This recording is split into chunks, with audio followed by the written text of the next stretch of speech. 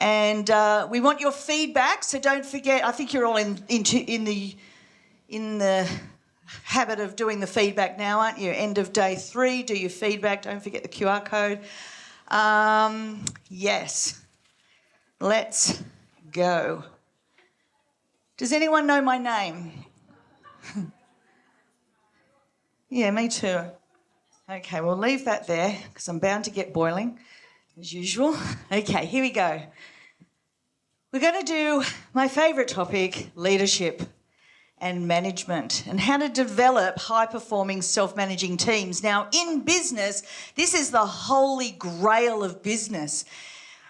You want to have high-performing people, don't you? You guys were all, in your jobs, you were all high-performing, weren't you?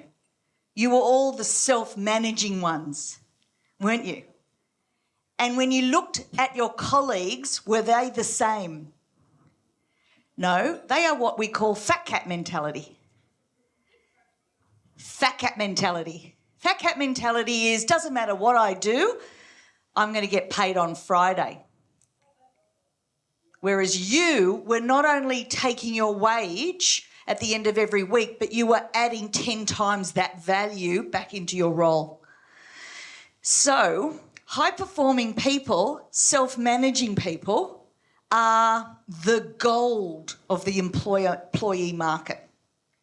The problem is they're so fantastic at what they do, they have options and they can leave and start a business.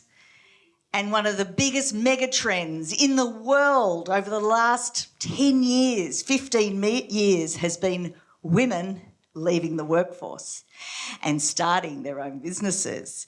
And that makes my nipples hard, I have to say. Absolutely love that.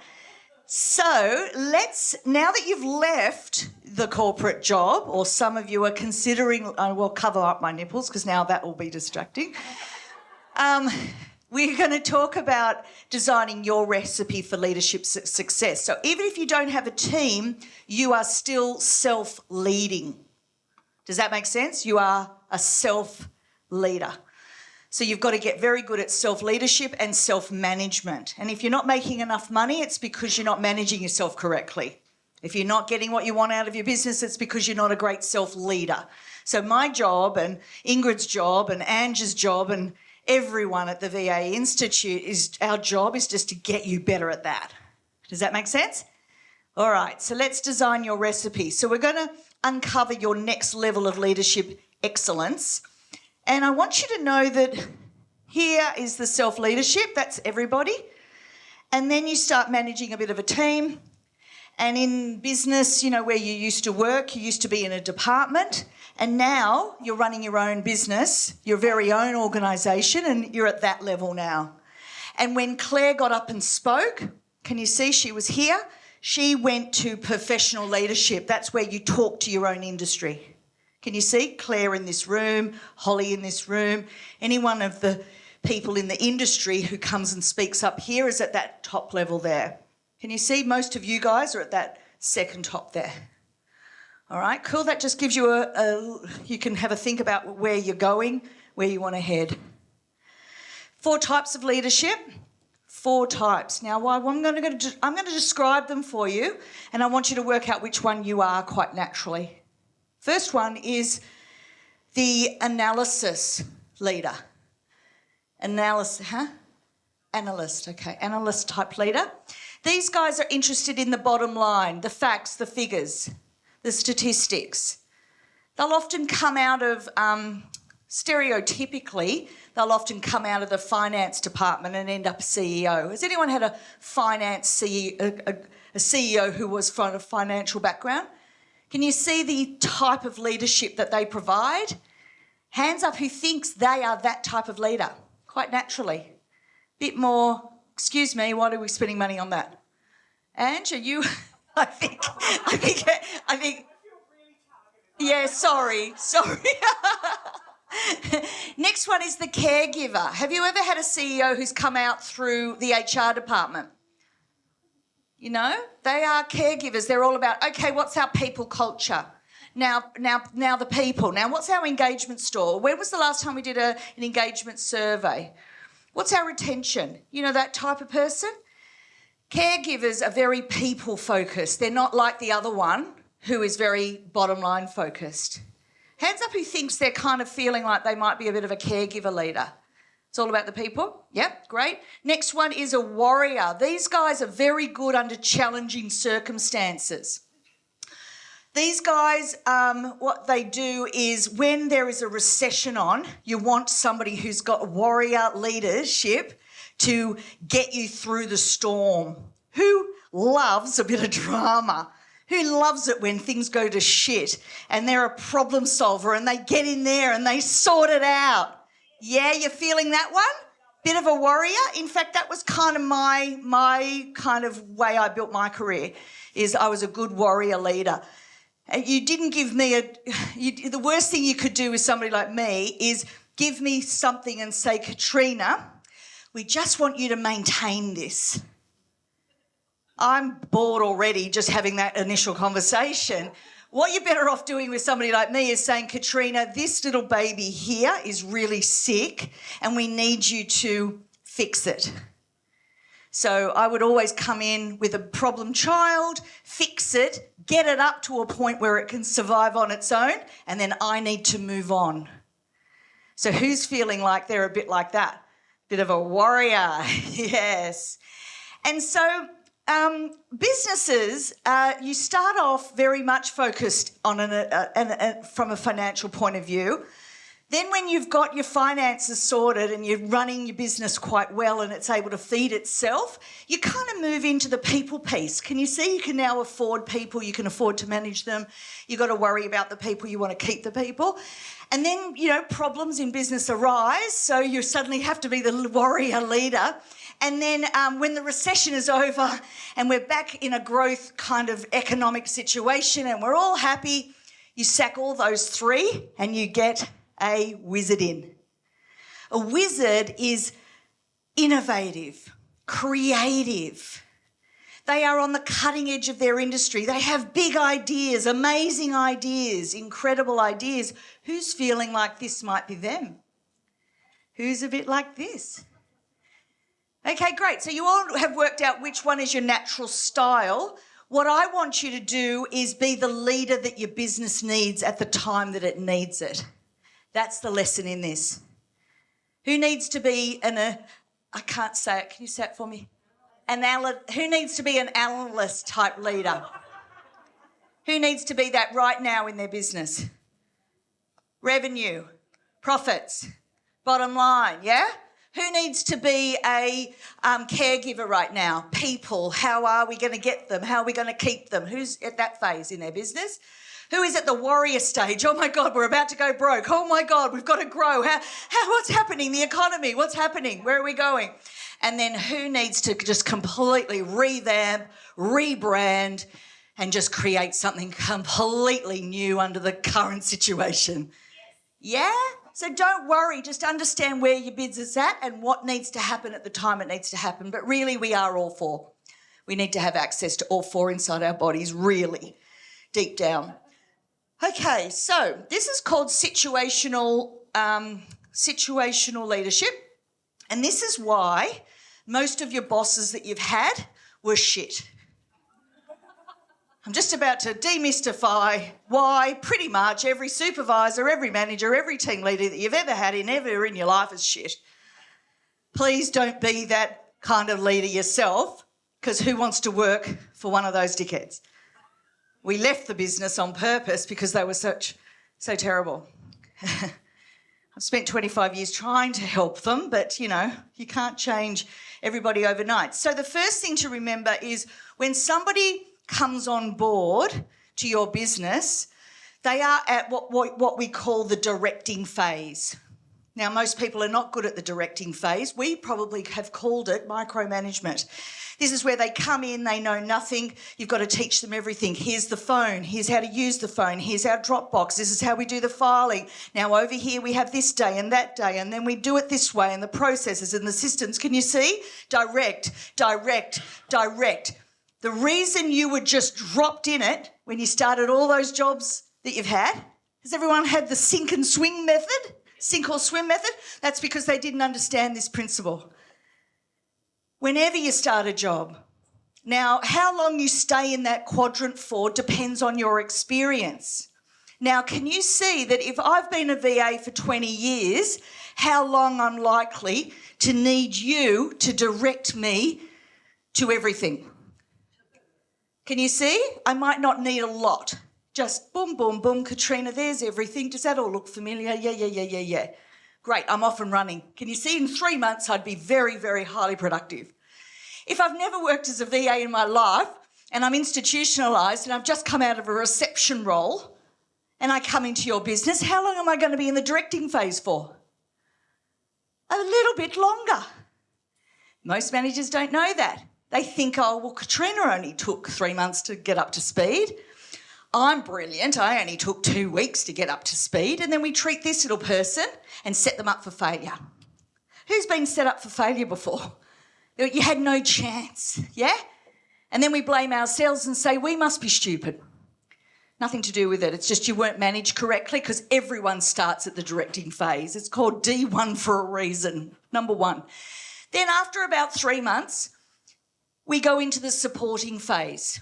Everybody moves into the supporting phase. This is where you sort of go, so how are you going? Have you done that couriering? Have you done international couriering yet? Has anyone shown you how to set up the boardroom? Can you see how I'm looking for training gaps? Just looking, asking questions, supporting. How can I support you? You're searching.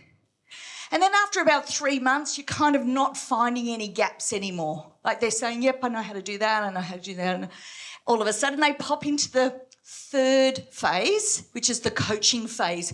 Only now can you say to them, if you've got any questions, come and see me. You've been a bad manager because in these 2 phases you can't say that. They don't know what questions to ask. Only now can you say, now, if you've got any questions, come and see me, because now they know everything, they know their role, they know what they're meant to be doing. They come in and go, now, Sarah, I had this call the other day and I didn't know what to say. That's the coaching phase, when they start to ask you intelligent questions and you go, boom. Supporting phase, pop back in there, fill that gap. Teach them that bit, then they pop back into this quadrant again. And then finally, if you've done 9 months properly like this, they fall into the delegating phase. And this is where you can just dump a piece of paper on their desk and they know what to do with it. Not a lot of explanation, they just do it because they know everything. Because you trained them properly, you built it up, so they're now ready for success. And this is very efficient, very effective. You're really getting your money's worth now, because now, you know, you put the effort in. Now they're really high-performing, self-managing. You don't need to micromanage them anymore. If you want the quiz, I've got a quiz. You can email me for the quiz to find out which one you are quite naturally. And most people, in the thousands of people I've done this with, most sit in supportive and coaching quite naturally.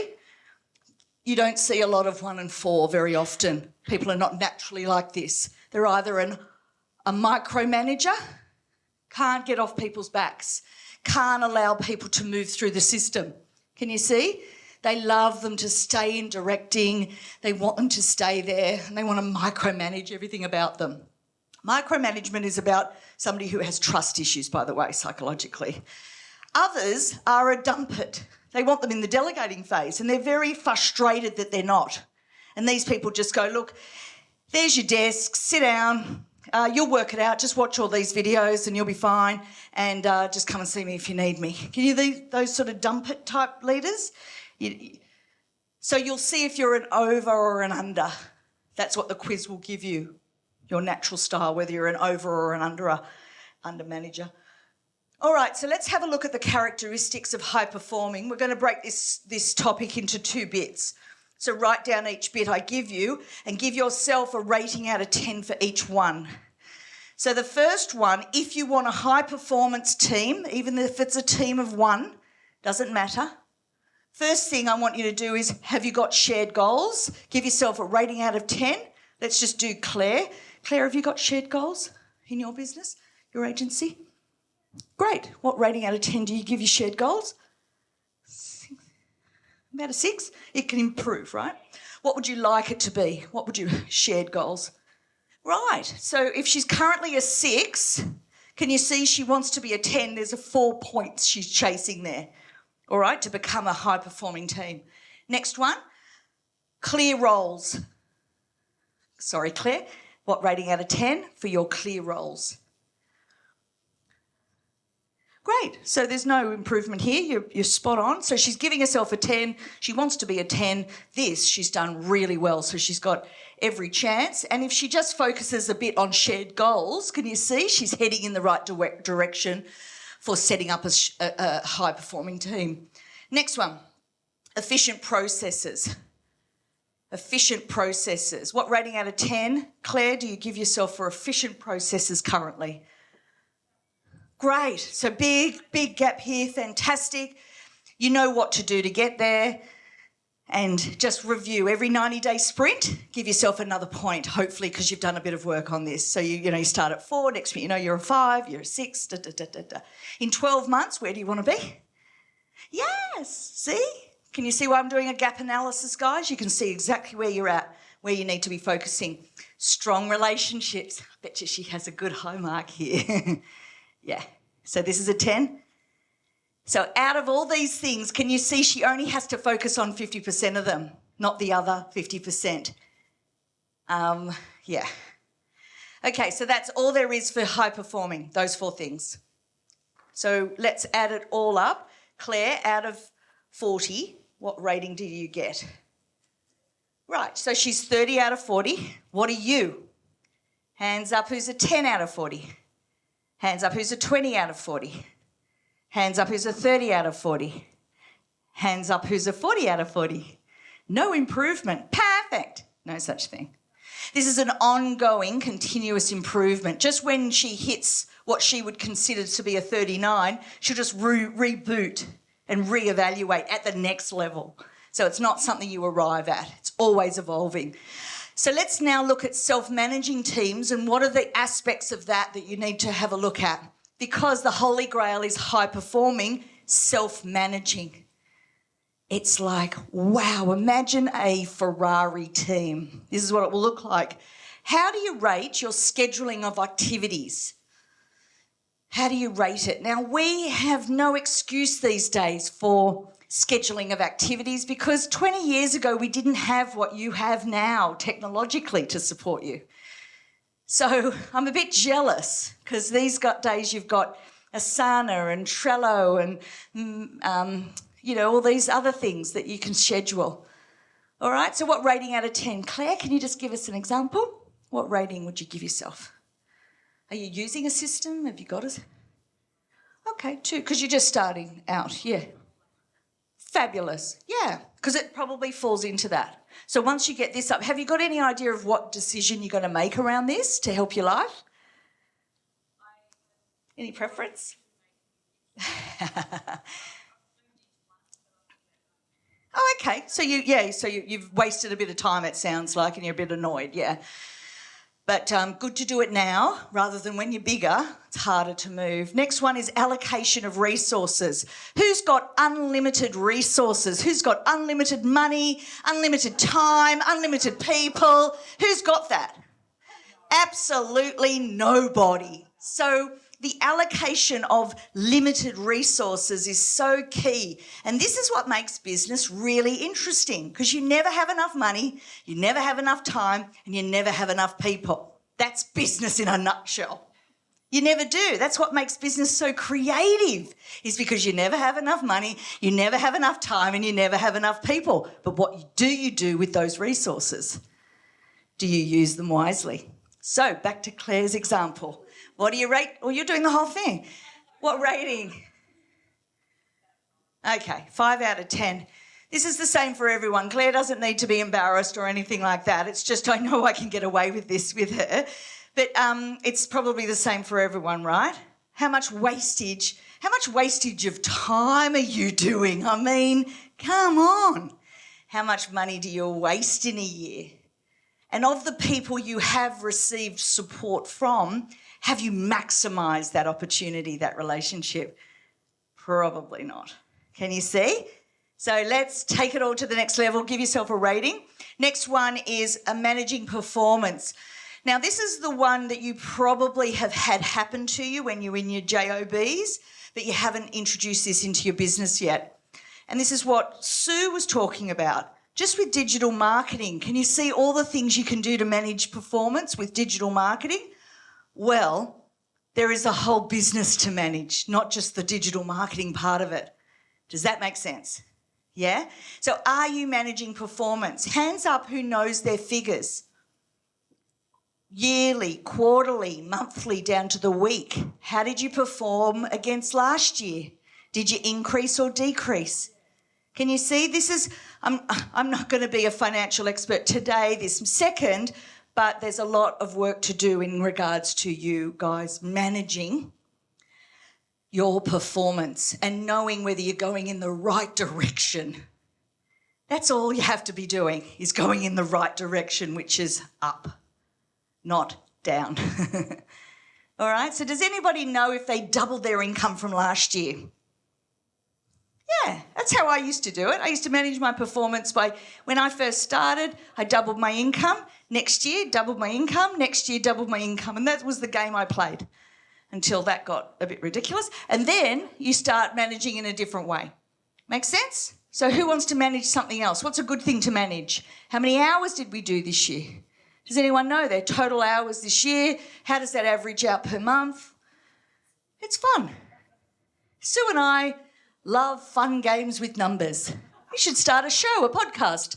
Fun, sexy games with numbers. How can you fiddle your books until you come? Anyway, sorry. I love numbers. I think numbers are fun. Hands up who says, I hate finance. I hate money. I hate... Yes. You're never allowed to say it ever again because you're now in business for yourself. Now money is really important. Finances are everything, but you've got to have fun with it, because I used to not really be that into money. I think I gave maths up in year 10, never went back to it, failed business maths and stats when I was doing my business thing. And then somebody showed me the numbers and I did a managing finances, and it blew my mind, and I've been addicted to numbers ever since, because it showed me the extrapolation from numbers, whereas accounting is boring. Accounting is snapshot, photograph of here it is now. You can't change it. It is what it is. Snap, boom, there's your profit and loss, boom, finished, done, that's it. Managing finances is taking that number and extrapolating it out to make meaning out of it for the future. Sorry, I better calm down because I love that. Whereas the accounting is the past, financial management is the future. So get cool with financial management, because then you'll be able to extrapolate. Mark out of 10 for how good are you at decision making, and what processes in your business do you have for decision making. If you're going to build a team, you want to empower them to make decisions rather than micromanage them about every decision. Do you remember back in your JOB where you had to go and get 94 signatures to buy a packet of PK chewing gum? Do you remember? Used to drive me nuts. Absolutely hated all that. To cross the T's, dot the I, bum lick everyone, now I can buy a beer. Ugh, so annoying. So what you want to do, Claire, is you want to have a look at the decisions you want them to make, train that in properly, set them up for success, coach them, keep an eye on them until you feel confident and you feel like you can trust them, because they've got to prove that. You don't just hand it over willy-nilly to someone who just started. No, they have to prove it to you. Then if you've taught them correctly, they can make that decision. They can make that call. They're empowered. And if they do a mistake, forgive them. Training opportunity, it's a gap. Just go, I'm sorry, I take full responsibility for you not knowing that. It's my problem as a leader, because if I trained you incorrectly, you wouldn't have done it this way. Because no one wakes up in the morning going, wait to make a big fool of myself at work today. Oh, I can't to make a big, huge mistake today. Has everyone made mistakes? Did you do it on purpose? Was that your intent? So do not blame your staff. Blame yourself. You trained it in or didn't train it in. It's a training opportunity. It's a gap. That's all. Don't go, oh, my God, Claire, staff is so stupid, aren't they? They don't know anything. Oh, my God. Rolling your eyes. Who's had that happen? We've all done it. Rolling our eyes at people, calling them stupid. It's not their fault. It's ours. As a leader, I say, I'm so sorry, Yvette. I obviously didn't train you in properly on that. Do you mind if I just go through it once again? Perhaps I need to make the training a bit more visual for you, or maybe I need to talk it through with you and allow you to ask questions. Maybe you're a bit more of an auditory learner, or maybe we need to do an example together because maybe you're a bit more kinesthetic when you learn. Oh, imagine if we were managed like that our entire careers. Imagine how amazing and how much self-belief we'd have in ourselves. Instead, they cut you off at the head and called you stupid, didn't they? It was all your fault, never their fault. But as leaders and in this business, I want you to take full responsibility, just see it as a gap and move on. Stop beating people up. It's not what it's about. Nobody's stupid. Next one, the coordination of things. This is often called workflow. So, Claire, what rating out of 10 do you give the workflow process? Nothing? She's like, shut up now, I'm really annoyed. Yeah, it is. Coordination of things, like piece of work comes in, we've got a new guy, what do? Bit coordination. Yeah, you might have a meeting, you might set people up, give them a bit of a brief. Yeah, so coordination, give yourself a mark out of 10. Liaising with clients. Do you have a way of liaising with clients, a standard, a quality that you like to do? Each client in the VA world is often different. Some will like a call. Who has clients that like to talk on the actual phone? Who hates talking on the phone? Do not call me on the phone. Just text me. Who has texty messenger types? Chatbot ones. Yep, and who wants to actually have a meeting and go out for coffee and drink? Often drinks, cocktails, yes. See, my clients are all very, it's a premium high touch type of experience. So, so don't laugh at that. High touch, meaning I'm touching base with them regularly. So, yeah, there's a lot of lunches, there's a lot of drinks, there's a lot of holidays, there's a lot going on with this one. So you decide how do you want to liaise with your clients, what generally will work, but making sure that it's flexible enough so that you can get the best out of each client, because each client is different. And we're not dealing with high numbers here. Final one, one of the next bit is reporting. So how is your business at reporting? Who's on rounded.com.au for solopreneurs in Australia? Big fan of Rounded, me is. Love it, because there's lots of good reporting on there. Then you've got lots of good reporting on Wix, and then you've got all sorts of other kind of things that you can report on in your business. And you might do that quarterly, monthly, and definitely yearly at least. But, Claire, rating out of 10? Yeah, so room for improvement there. Collective accountability. This is where you want your staff and your team and your people to have the eye of the owner. Now, if anybody's got my book, Refresh Your Career, the first principle in that book, which is one of my real buzz things that I train a lot around, is the eye of the owner. Eye of the owner are people that take personal responsibility for their output. So you in this room, in your JOBs, took personal responsibility for your role. Do you remember that? You were the CEO of your role. You are the guardian of your role. Now you're the actual eye of the owner. You're the actual owner of your business. Now you want to bring on team members that have that same mindset, not the fat cat mentality, because they'll go, oh, haven't got time to do that. Oh, sorry, I didn't get to that.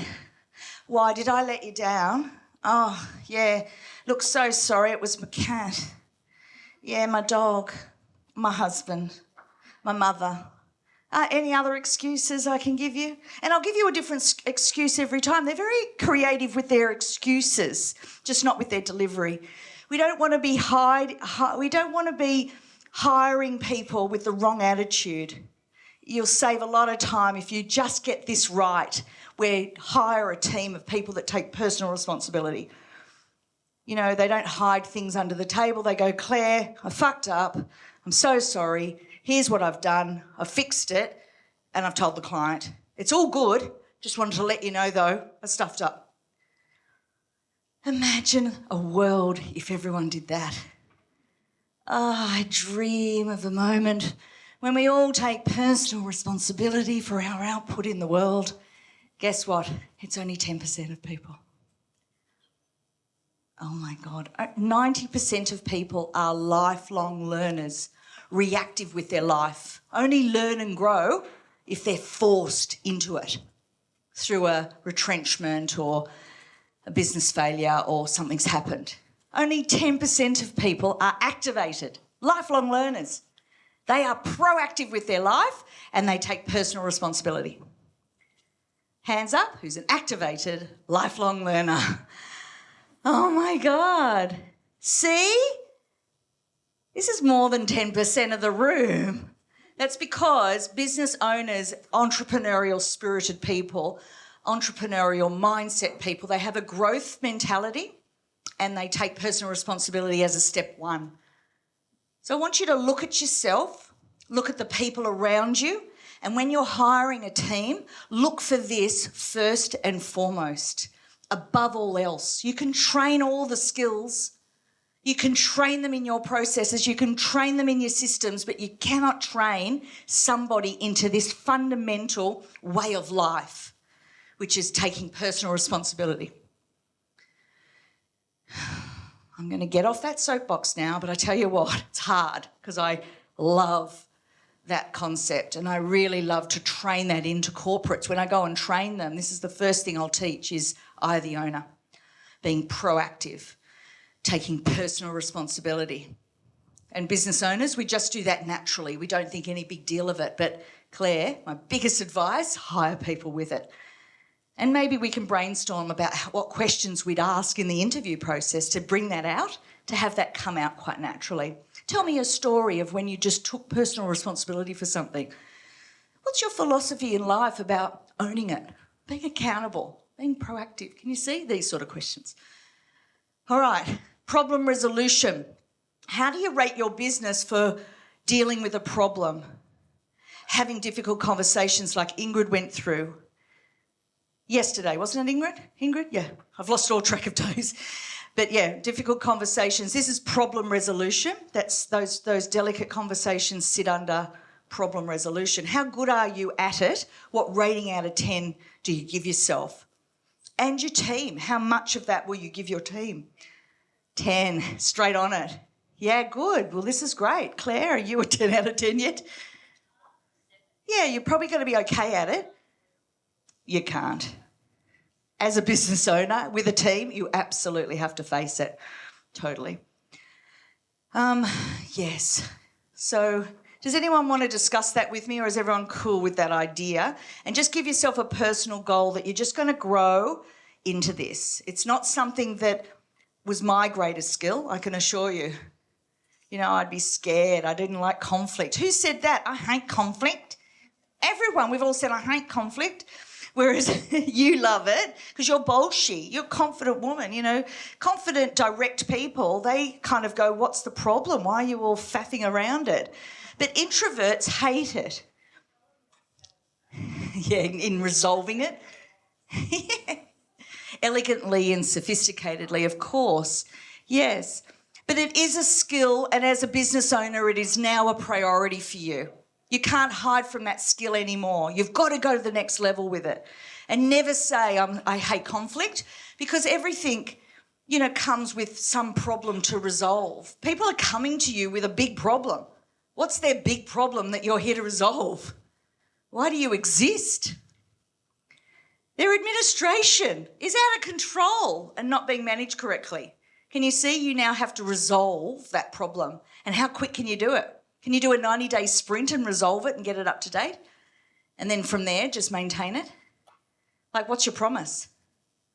What, are you going to have me still in the same problem in 12 months? No. Would you be able to fix it all up in 6 months? Can you fix it all up in 3 months? It's very likely you'll be able to make a promise that you can have me sorted out in 90 days. Put it on your website. Are you overwhelmed? Feeling like you're being buried by paperwork? Then call me. I'll sort you out in 90 days. Yeah? What business owner wouldn't buy that? Anyway, problem resolution is what you are in the game to do. What rating out of 10 do you give yourself for resolving problems? Some people are very, very good at this and other people have a long way to go. What about managing and improving processes? This is about continuous improvement. What I find with VAs, EAs and PAs, they're all sort of the same, is that they don't like change. And so when they have a system, they just leave it like that because they can't be bothered changing it. Whereas in business, it's all about continuous improvement. You've got to go to the next level. You can't rest on your laurels. So what rating out of 10 do you give yourself for wanting to improve it? Improve it. Claire? She's like, I'm tired now. Yeah. Managing and improving processes. Who's into it? Yeah, there's some of you that this is your superpower and people hire you and pay you big bucks to do this. Do you know process improvement consultants get $2,500 a day? That's at the low end of consultancy, by the way. Just process improvement, people that don't do the change management thing but are a part of the looking at the processes and this happens, then that happens, then this happens, then that happens. And we go, okay, so that's the current situation. If we cut out this one and we went from there to there, can you see how that will save 6 months? Or that would save $400 per thing. That's a process improvement. So yeah, anyone want to become a process improvement re-engineer for $2,500 a day? Yeah, do that. Unreliability. Okay, so we're going now into, so that's the end of to be self-managing, to have your team set up as self-managing, you have to have those things. You saw the 4 things you need to have high performance. You then put that together and that's what creates the high-performing self-managing. Now, if we're going to look at the problems that you'll have with team and people, these are the only things you'll ever have to face. So the first one is unreliability. Have you all had people let you down and be unreliable? Let them do that to you once and they're gone. Unreliable. We don't have that. The next thing you'll have to deal with is a poor attitude. Well, don't buy that in the first place. I reckon if you've got good gut instincts, you can actually tell somebody's attitude in an interview. Next one is non-supportive behaviour. I like to hire people who have a can-do attitude and won't tell me what the problem is, but will tell me what they're going to do about it. So I don't like non-supportive. I can't help you there. Oh, no, can't do it like that. No, I've tried that. No, that doesn't work. No. They are not my friends. Non-supportive behaviour, failure to meet deadlines. Now, that might happen once or twice. That's fine. That could be a problem with the process, so make sure you take full responsibility for that. But also see, is this on them? And how much personal responsibility would they take? You know, there's a bit of a looseness here to see, is it our problem or their problem? And then is there something we can both do to improve that? And then let's see, are we still missing deadlines? What's the problem? Have we got unrealistic expectations? That could be a problem from management. And the final one is the failure to actually fulfil the job responsibilities that you wrote out in the first place. Remember? They've got to know how to please you. They've got to know what the expectation was in the first place. To know whether they were exceeding your expectation or under-delivering. Has that ever happened to people where they thought they were delivering this and to you it was this? Yeah, that's because nobody asked the question, what is your expectation? If I know what your expectation is and you say, Claire, my expectation is that you get this back to me on Monday. And if I deliver it to her inbox on Sunday, did I over or under deliver? Yep, great, because I asked the question. What if I gave her the material on Tuesday? Have I over or under delivered? We both know that because we set the expectation in the first place. The way to manage expectations is to tell people what they are. Set me up for success. Don't set me up for failure. Because everybody wakes up in the morning going, oh, I'd love to please her. I'd love to exceed her expectations. But if I go, oh, wow, worked so hard over the weekend and I got it to her on Tuesday. So good. And there I am thinking I'm doing a great job. And there's Claire fuming. She didn't have the material for her meeting on Monday. And I go, hi, Claire, how are you? And she's like, rah. And I'm like, what? And you go, but the deadline was Monday. And I go, I didn't know. I thought I was being good. Yeah, because everyone's trying to please. We're trying to be good. But then that, yeah, so ask the question. That's the key. One thing that I did with a casual about 2 weeks ago, though, was said, I don't always communicate really well because I'm in my head and I think I've told her what I need her to do. So I actually said to her, I often think I've told you enough information. You need to just ask me if you feel like I haven't given you enough information on the project, on the deadline, ask me. Of course, it's communicating what it is that you need. Now, let's go back to what I said originally when we first started, was that some people have low detail requirements, some people are medium detail, some people are high, some people are problematic. Now, if you're problematic, what you're doing to the client or to the boss is you're asking too many questions, too much detail, irrelevant, doesn't matter, You've got to ask the right questions. Does that make sense? Sometimes people are so problematic that they're like, okay, Claire, so thank you. Now, the report on Monday. Okay, great. Now, how do you want me to do that? Do you want that on white paper or blue paper? Okay, do you want me to email you that or send you a link on Messenger? Can you see? It's too much detail. I'm now frustrated. She's now going, oh, my God. You know? It just doesn't matter, and highly detailed people think all that matters, and it doesn't.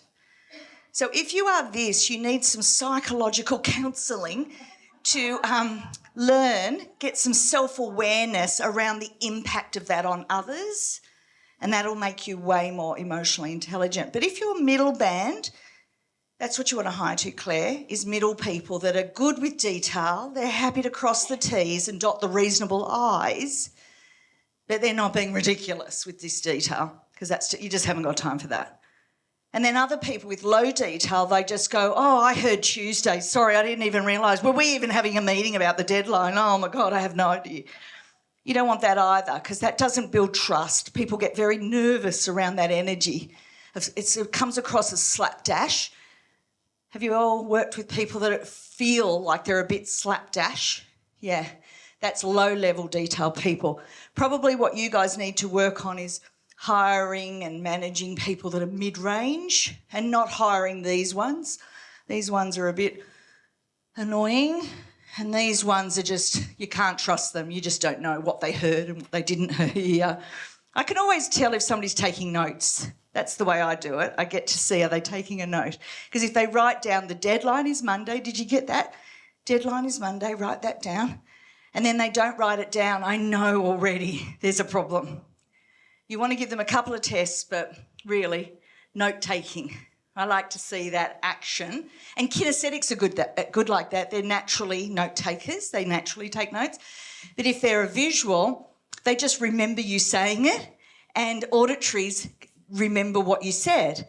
But I still say to them, please, just for my own sake, write it down. Let me see you write it down so that we can go to this page and go, see, I did say it.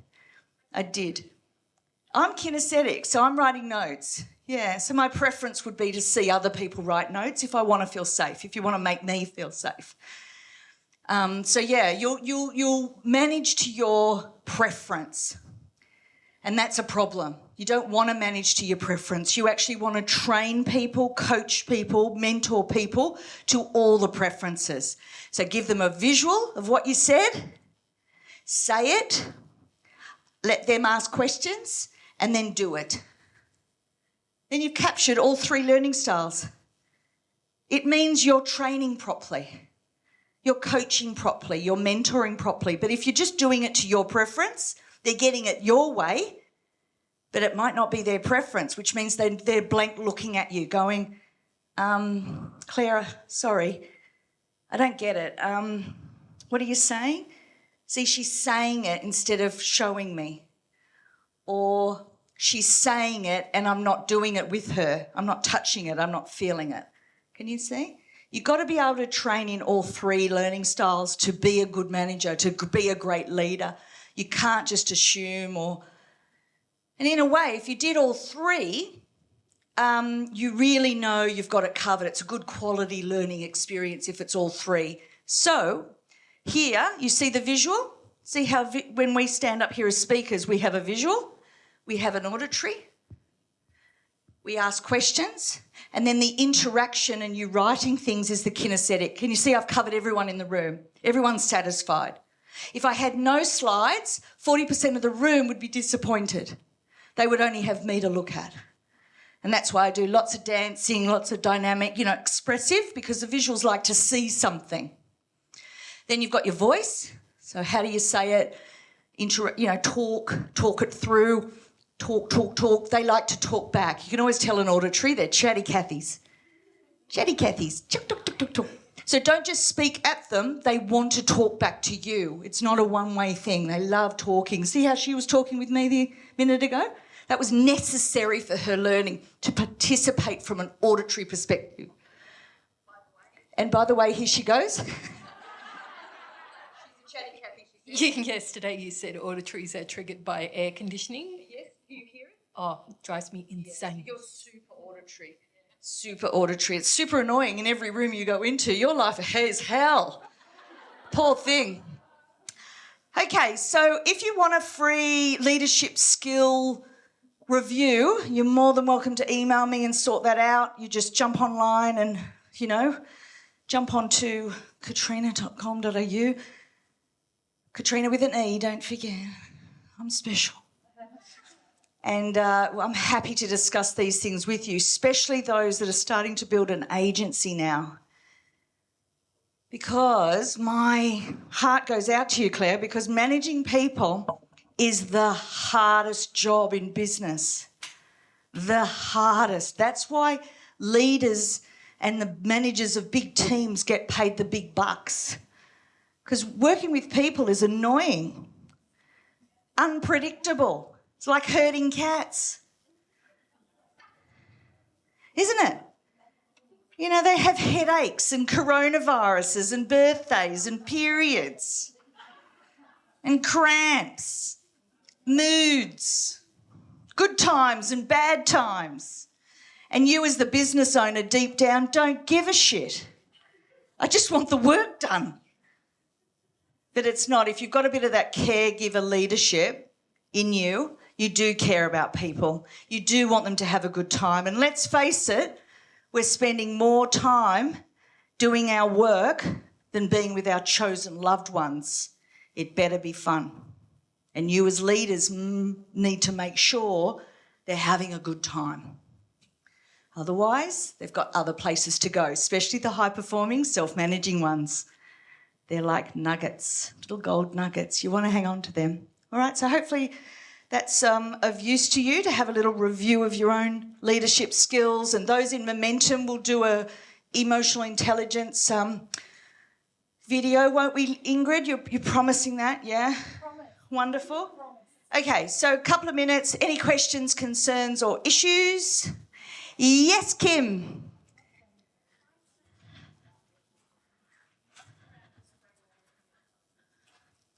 Yes? Oh, yes. I'm sure but it's just around, we have these lists of things that we've covered today, from tech audits to digital marketing plans to assessing our business and our self-leadership and 90-day sprints. Can you help us just put into perspective change fatigue and managing what we're going to do next? So do you remember when I gave you the goals handout the other day? That's where you should just start to say, what are your focuses? Because when you come out of any summit, any conference, you've been given a lot to think about, and you are not going to do it all. It's prioritising. So let's think about, first set of goals is what is important and urgent. What is important and urgent? That's the first list you will create of what you're going to do moving forward. Second thing is what's urgent but not important.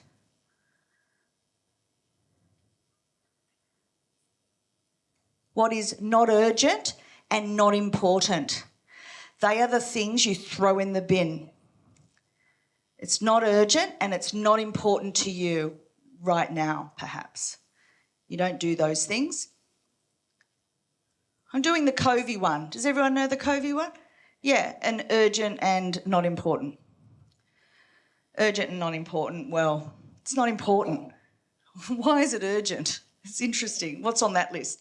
But that's how you prioritise. So you don't just do a list up of 400,000 things you're going to do tomorrow. No, you start to prioritise. Number 1 items are urgent and important. Number 2 is not urgent but important. And then the third stuff is not urgent. What is it? Oh. Yeah. Yeah, there's 4 quadrants, but I've got myself all mixed up. Doesn't matter, you get the idea. Yes.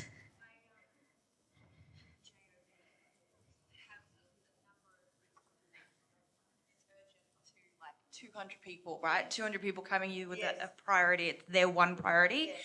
And having to prioritise that, I got given a really smart piece of advice a couple of years ago. It was, what's going to have the biggest impact the quickest? Yeah, that's a good one. And get rid of that one first, because you'll make a lot more people happy, and then they won't bug you to get you to time to do the rest of it. Yes. Yes. So you guys, it should be one of your superpowers to actually prioritise. That's why you do what you do, and you help your clients do that as well.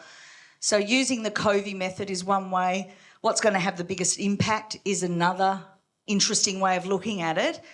But really knowing what not to bother with.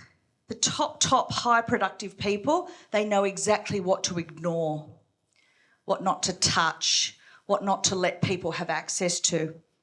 You know, that's why they don't do their own social media a lot of the time, because that's a time waster for them. They just delegate that to somebody and leave it.